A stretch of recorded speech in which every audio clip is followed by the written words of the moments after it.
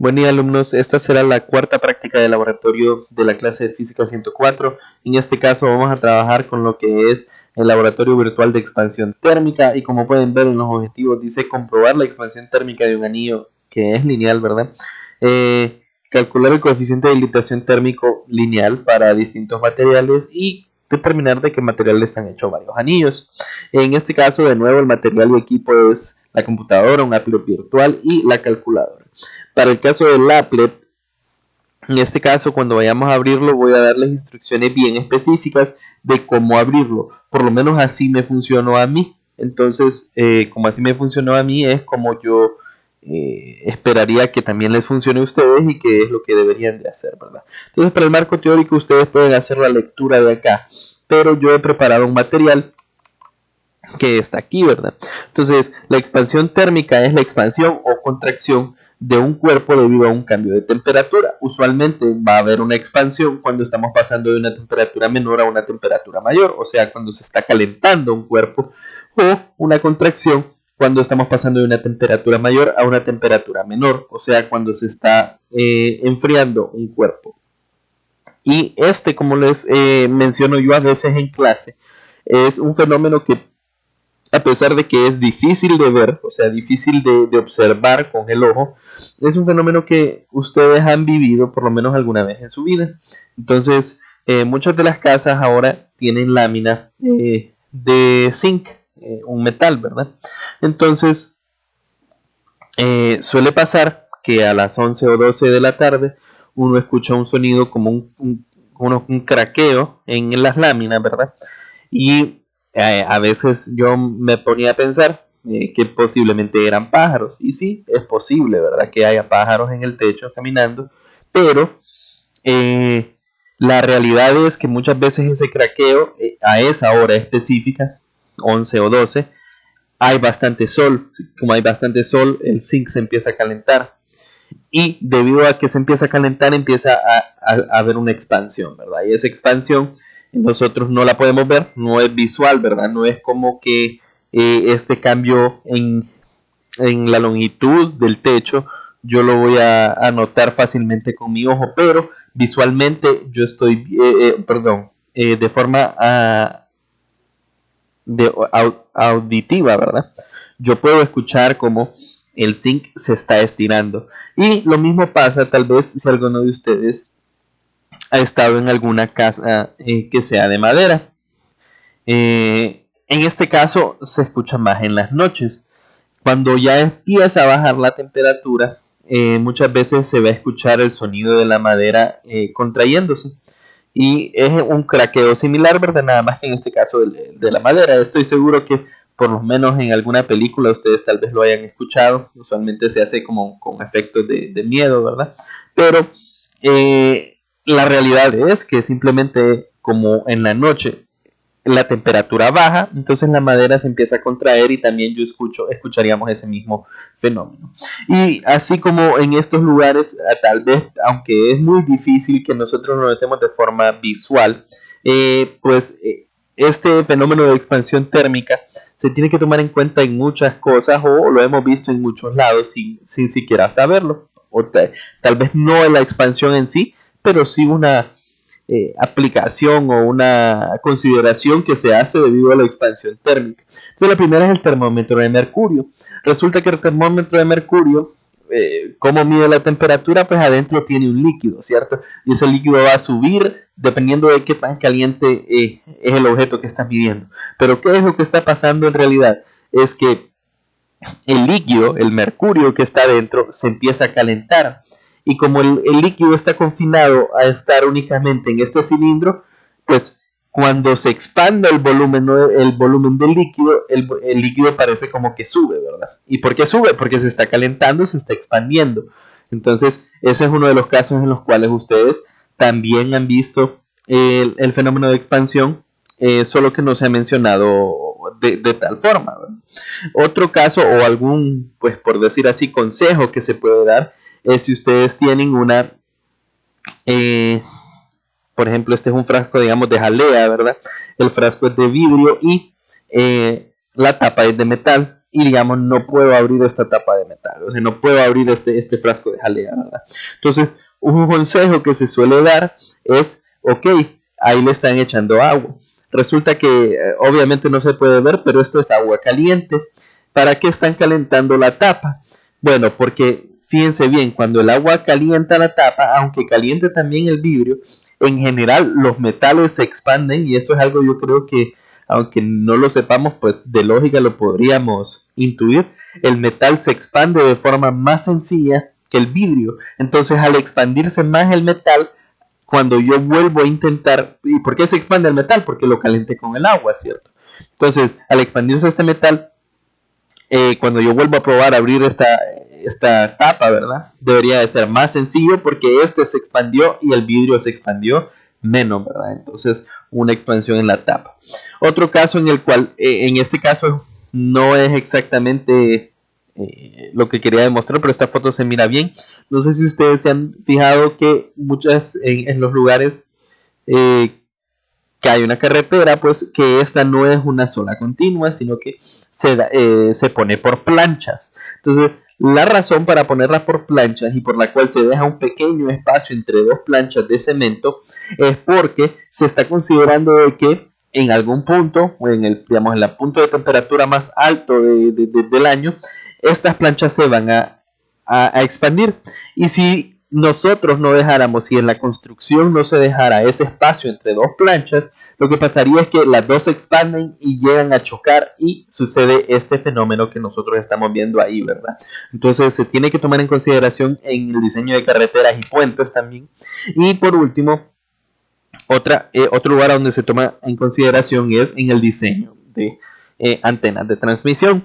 Entonces, si ustedes han visto los cables de transmisión, pero ya estoy hablando, cuando hablo de transmisión, son los que van de las subestaciones o de las centrales a las subestaciones, ¿verdad? Son cables extremadamente largos. Entonces, ¿qué pasaría si nosotros dejamos estos cables bien apretados, ¿verdad? Si se fijan aquí, los cables se dejan colgando, ¿cierto? Entonces, si estos se dejaran muy apretados, por ejemplo, y no se toma en cuenta la temperatura en la cual estamos nosotros dejando los cables, es posible que, por ejemplo, en invierno baja la temperatura y al ser muy largo el cable, como vamos a ver después, entonces al bajar la temperatura los cables se contraen, ¿ok? Entonces, si se contraen o por otro lado se estiran también y nosotros los dejamos muy apretados, llegaría una posibilidad de que debido a esta contracción, como el cable está muy apretado y se hace más pequeño, ¿verdad?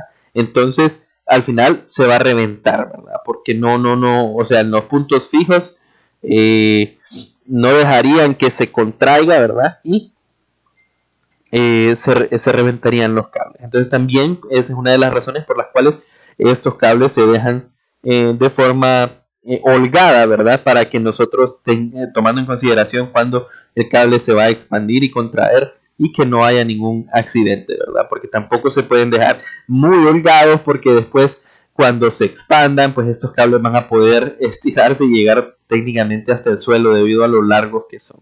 Entonces son consideraciones que se toman en cuenta en este diseño. Y así como en estos ejemplos, también en el diseño de casas, ¿verdad? Las casas tienen varillas por dentro, las estructuras, ¿verdad? Se tiene que tomar en cuenta la expansión de estas varillas y la expansión de lo que es pues el bloque, etcétera, ¿verdad? Cuando se hace construcciones de este tipo. Entonces, en general la expansión se puede dar de forma lineal, superficial o volumétrica. Nosotros vamos a estudiar en específico la lineal. Y esta se da usualmente, nosotros lo vamos a ver en un anillo, que es un caso específico, ¿verdad? Pero usualmente cuando tenemos una barra, por ejemplo, ¿verdad? Entonces esta barra yo digo que tiene una longitud inicial a una temperatura 1 y luego al pasar a una temperatura 2 lo que puedo ver es que la longitud es diferente, ¿cierto?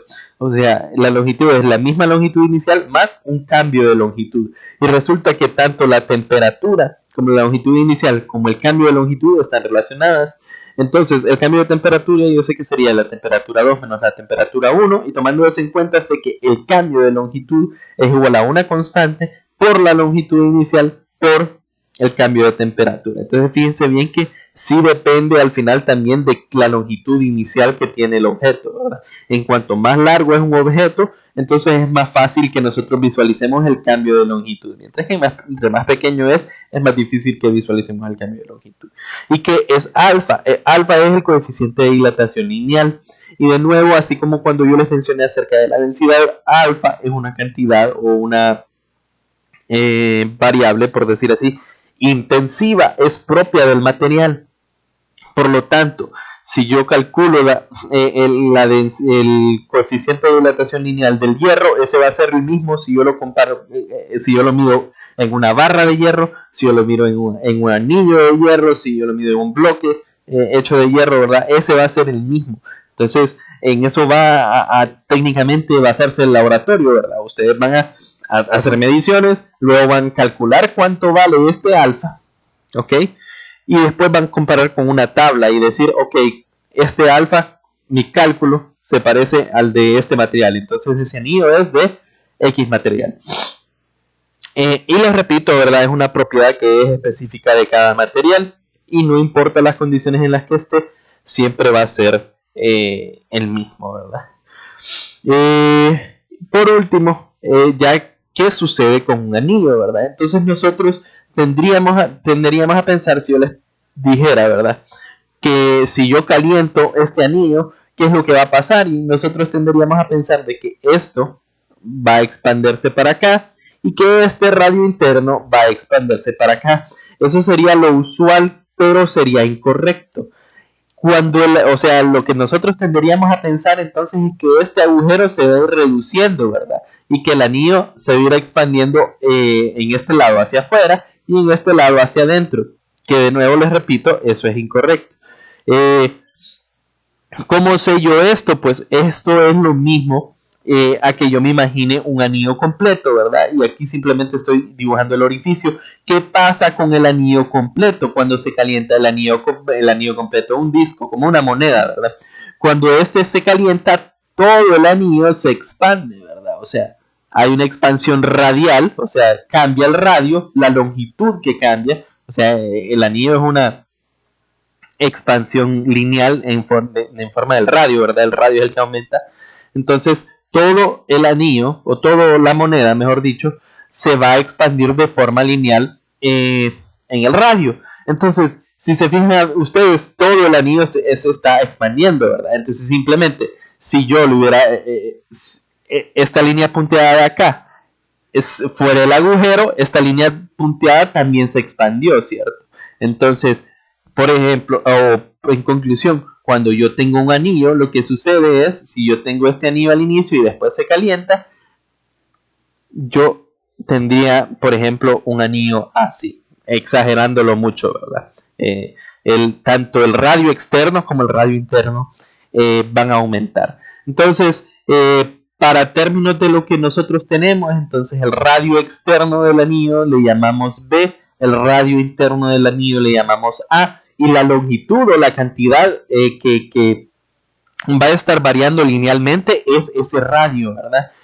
Bueno, en general, en este caso sería esta diferencia de el radio externo menos el radio interno. Entonces la longitud que va a variar va a ser B menos A, ¿verdad? O sea, va a ser la resta entre el radio externo y el radio interno. Y el cambio de longitud, ¿verdad? Va a ser el cambio de longitud de esto, o sea, lo que aumenta este menos lo que aumentó este, ¿verdad? Entonces, esto es lo que vamos a usar nosotros como longitud y cambio de longitud. Y luego, pues los demás parámetros nosotros los vamos a ver con el applet. Entonces, vamos a regresar a lo que es la guía. Y dice, si se fijan ustedes, que esto es lo que aparece técnicamente. Lo que me dicen a mí es que al final nosotros lo que vamos a tener que calcular es el coeficiente de expansión.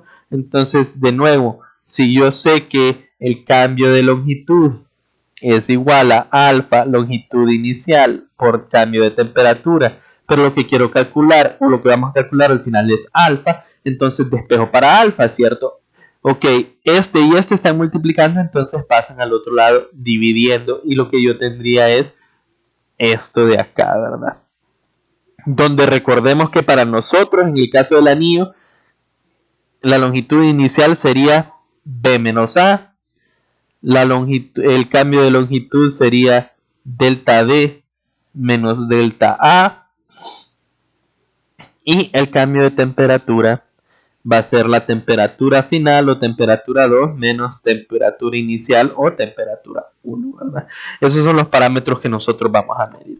Si se fijan, aquí se les pone una tabla, ¿verdad? Que esta es la tabla con la que ustedes van a comparar, a donde se me muestra varios tipos de material y su coeficiente de expansión lineal, ¿verdad? Y lo que nosotros podemos ver es, digamos, el aluminio tiene el más grande con 2.4, ¿verdad? Y el vidrio tiene el más pequeño con 0.3. ¿Qué es lo que significa esto? Que el aluminio se expande mucho más fácil que el vidrio Pyrex, ¿verdad? Y aquí hay varios valores. El hielo, si se fijan, se expande muy rápido, ¿verdad? Pero en realidad lo que va a pasar es que se va a derretir, pero si nosotros pudiéramos hacerle un cambio de temperatura de tal forma de que no se derrita, pero sí se expanda, entonces el hielo se expandería muy, muy rápido, ¿verdad? Entonces, esta simplemente les sirve como comparación a ustedes. Ahora fíjense bien. Ahora vamos a la parte del procedimiento experimental. Y aquí es a donde viene un punto muy, muy importante. Porque yo, antes de grabar esto, estuve intentando y sinceramente no me servía. Entonces, tienen, o por lo menos yo les recomiendo hacerlo en un orden bien específico, ¿verdad? Primero que todo, asegúrense de tener Mozilla Firefox. Mozilla. Porque en Mozilla es en el único navegador de los que yo tengo Google Chrome y Microsoft Edge, Internet Explorer. Solo en Mozilla me funcionó. Entonces lo primero es conseguir Mozilla Firefox, ¿verdad? Entonces, una vez que ustedes consiguen Mozilla Firefox, asegúrense de descargar lo que es el Adobe Flash Player, ¿verdad? Y tenerlo actualizado. Si no tienen esos dos, no les va a servir el simulador. Entonces fíjense bien, ¿qué es lo que hice? Yo creo que lo dejé abierto acá. Yo descargué Mozilla, en el mismo Mozilla vine y busqué Adobe Flash Player. Una vez que descargué Mozilla, ¿verdad? Mozilla lo pueden descargar desde Chrome o desde cualquiera de los navegadores que ustedes prefieran. Una vez que ya descargué Mozilla, le di descarga de Adobe Flash Player. En este caso a mí me va a decir que ya lo tengo, pero aquí simplemente, bueno, no me dice que ya lo tengo, pero simplemente aquí ustedes le dan descargar el Flash Player. Si no quieren el McAfee, que ese es como un antivirus, ese puede obviarlo, ¿verdad? Pero lo importante es descargar el Flash Player e instalarlo, ¿verdad? Una vez que ustedes lo tienen instalado, yo lo que les recomiendo para simplemente seguir el orden que hice yo es el PDF de la guía. Ustedes le dan, voy a ir aquí a descarga, ¿verdad? Clic derecho, abrir con, y le doy Firefox. Entonces ahí me abre la guía con Firefox, ¿verdad? Entonces una vez que yo ya tengo la guía abierta con Firefox, lo que hago es dar clic y ya tengo el Adobe, ¿verdad? Doy clic en el link y me va a aparecer esto: activar Adobe Flash. Entonces, como yo ya lo tengo descargado, simplemente dice activar Adobe Flash, y cuando le doy clic, desea permitir que Adobe Flash ejecute en este sitio, entonces le doy permitir, ¿verdad? Porque yo confío en el applet. Y ya me abre lo que es el applet, ¿ok? Entonces, ya con eso fuera de camino, ya tenemos el applet, ¿verdad? Entonces podemos ir de nuevo a la guía, ¿verdad? Dice, es necesario identificar los parámetros con los que se trabajará en la parte de la derecha de la figura 3. Se puede observar un termómetro con el cual es posible fijar la temperatura final, la cual se encontrará en entre 50 y 200 grados Celsius. Entonces, a la derecha tenemos el termómetro. A la izquierda de la figura podemos observar el anillo. Ese anillo se mostrará la expansión que presentará el material. Cuenta con un radio interno A y un radio total o externo B, ¿verdad? Un radio externo y un radio interno. La figura 4 muestra la parte inferior derecha del simulador, en la cual se observa la tabla de datos, ¿verdad? Temperatura inicial, cambio de temperatura, eh, radio interno y radio externo inicial, cambio de radio, ¿verdad? Dice TI será la temperatura inicial la cual se encuentran los materiales y esa siempre va a ser fija, TI siempre va a ser fija de 50 grados Celsius. Entonces voy a anotar eso en mi documento. Para nosotros, TI siempre va a ser 50 grados Celsius.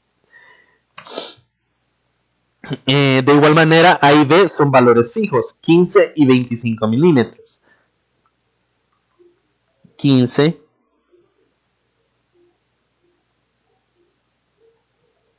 y 25 milímetros. Estos valores son fijos.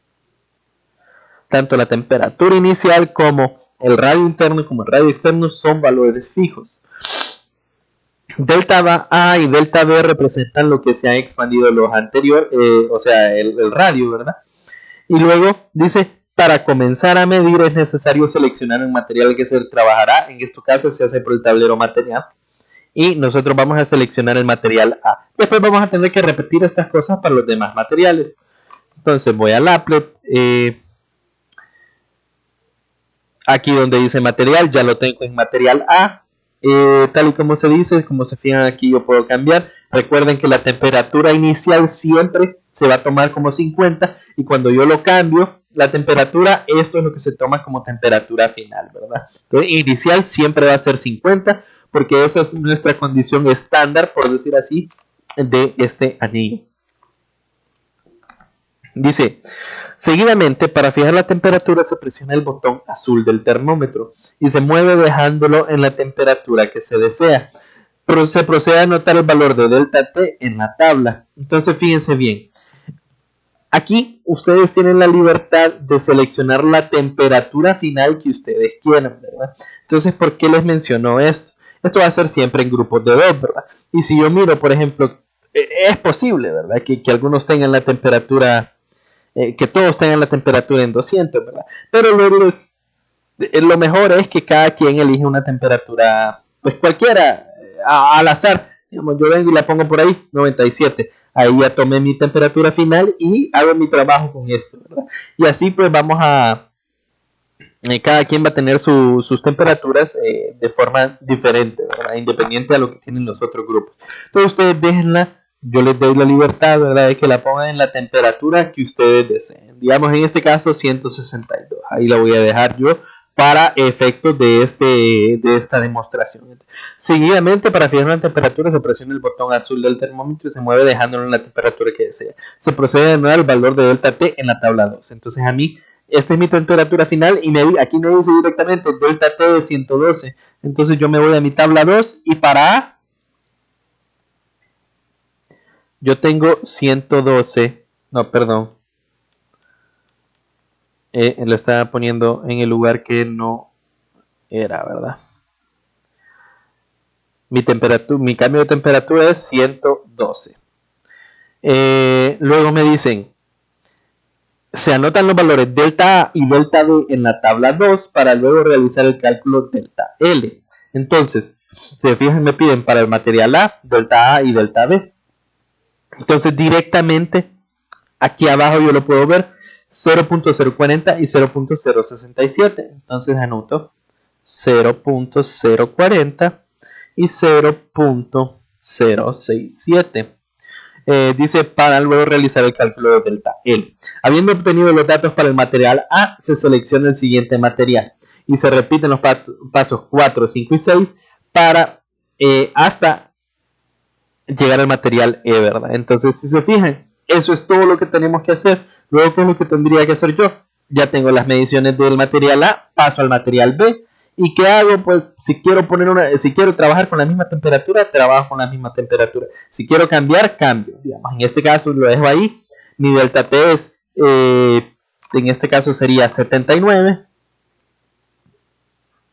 Delta A es 0.023 y 0.038.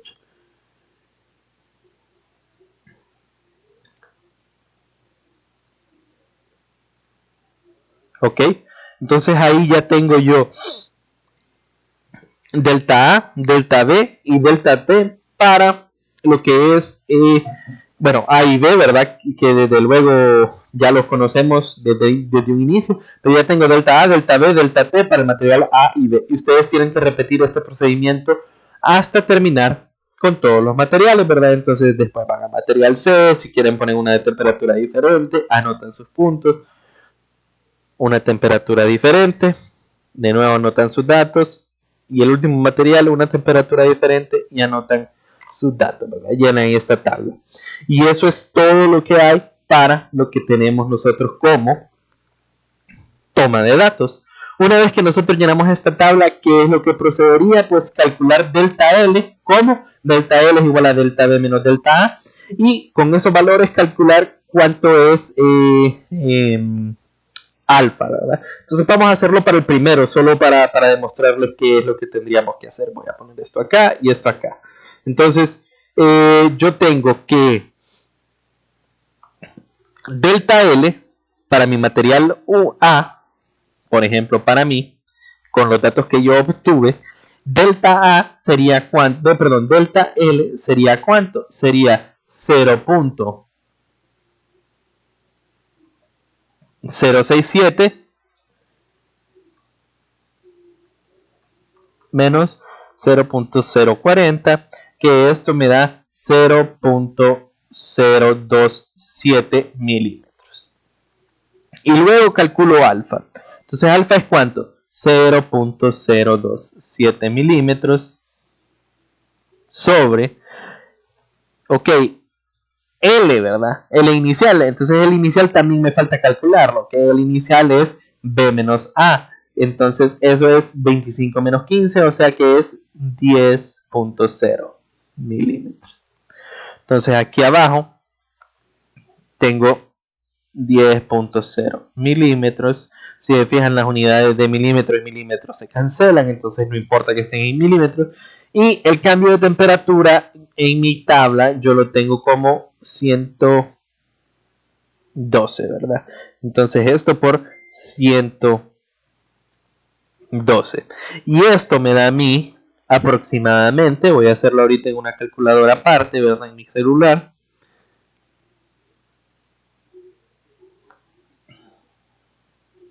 0.027, esto lo divido entre 10 y esto lo divido entre 112, me da 0.0000241, que si yo lo paso a notación científica, esto sería 1, 2, 3, 4, 5, 2.41 por 10 a la menos 5 grados Celsius a la menos 1, que es la unidad, ¿verdad? Yo tengo eso. Y si el siguiente paso para ustedes, una vez que ya hicimos ese cálculo, ¿verdad?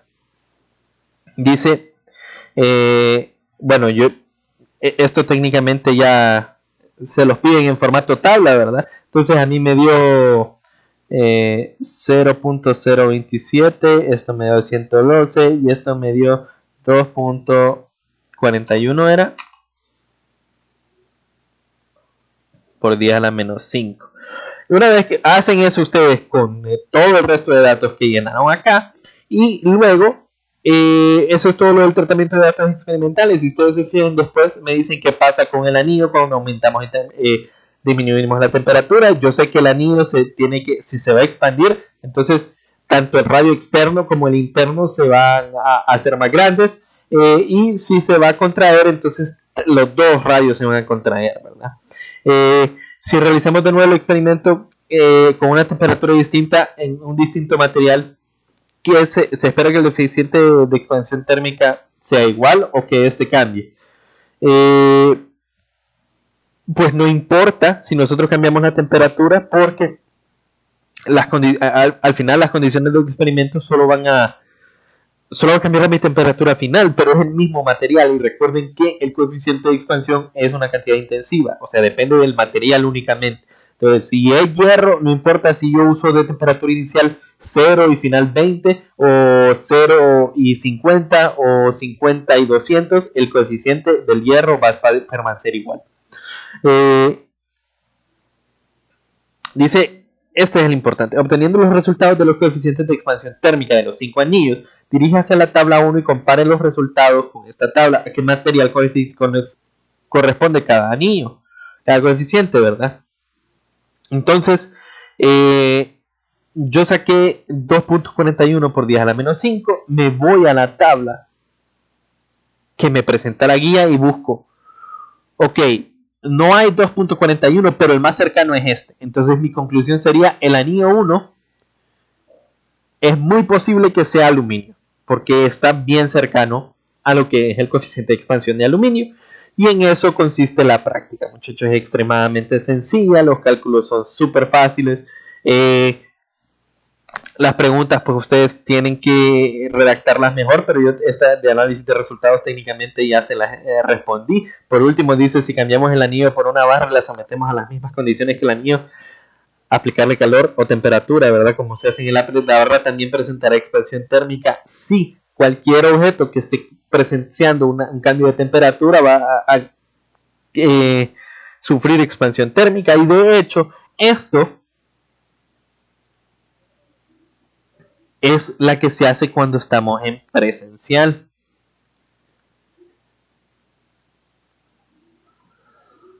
O sea, eso es cuando ustedes, si el periodo fuera regular, no estaríamos usando el applet, sino que estaríamos usando barras y unos tubos a donde los podemos calentar, y con unos